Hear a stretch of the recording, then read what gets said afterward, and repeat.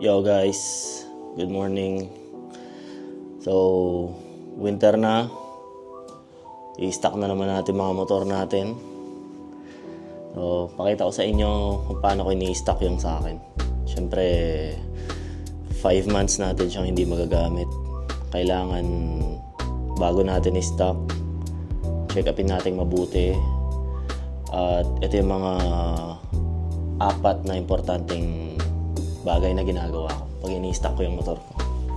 Siyempre, kailangan stand, linisan na mabuti yung buong motor, yung chain, at ilub na maayos para hindi kalawangin. Full tank para hindi magbuo yung moist. Tsaka tinatanggal ko yung battery, or pwede nyong lagyan ng battery tender, mantenitore, para ma-maintain yung 12 volts. Ako prefer ko tinatanggal. So pag tinanggal ko yung battery, 4 months siya naka-stock. Bago ko siya gamitin ulit, sina-charge ko siya ng magdamag or whole day, ganun hanggang makuha ko yung 12 volts. At extra, pwede nyong takpan yung butas ng tambucho nyo para hindi mamuo yung moisture. So yun ang mga 4 na bagay na ginagawa ko sa motor pag i-stock ko siya pag winter. At pupunuin natin para walang mamuong moisture. Kailangan full tank siya.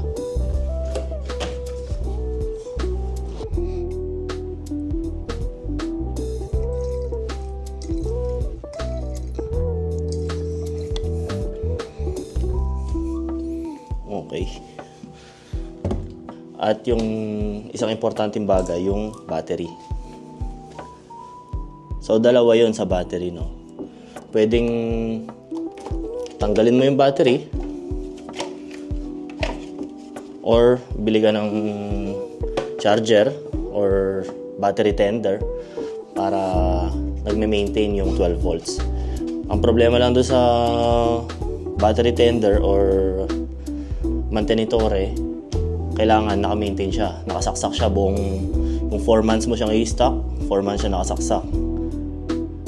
So, nasa inyo yun. Ako prefer kong alisin na lang yung battery.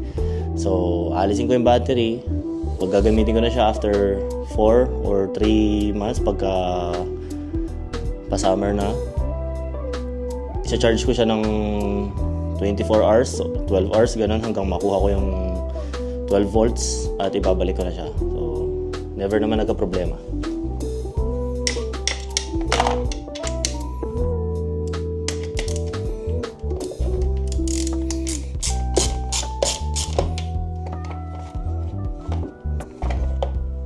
Okay. Battery natin. Yan. Tatanggalin lang natin. So, sa pagtanggal ng battery, unahin nyo yung negative, tapos positive. Sa pagkabit, baliktad naman. Una yung positive, tapos negative. So, ang negative ay yung black. So, tanggalin nyo muna yung black.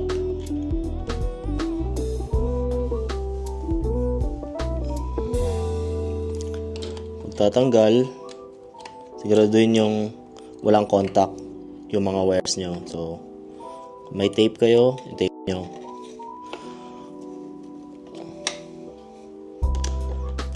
Tapos yung positive. Okay. So, kasama yung GPS, tinanggal ko na rin. Wala na rin namang battery. Pag stock naman ng battery, huwag nyo siyang iwan sa mga maiinit na lugar, ganun, or sa lapag. Mas maganda, ilagay nyo siya sa medyo presko or itaas na parte.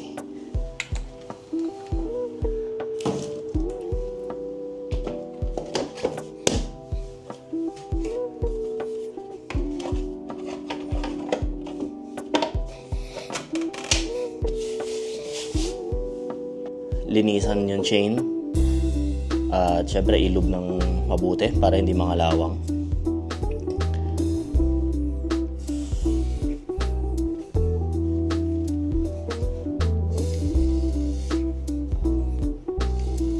So kailangan ilog natin ng mabuti yung chain natin, no?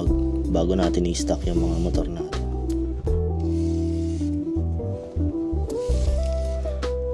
Para hindi siya kalawangin.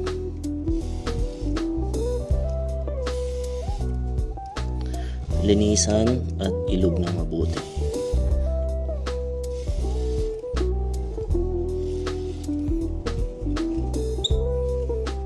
So yun lang. Thank you for watching. Peace.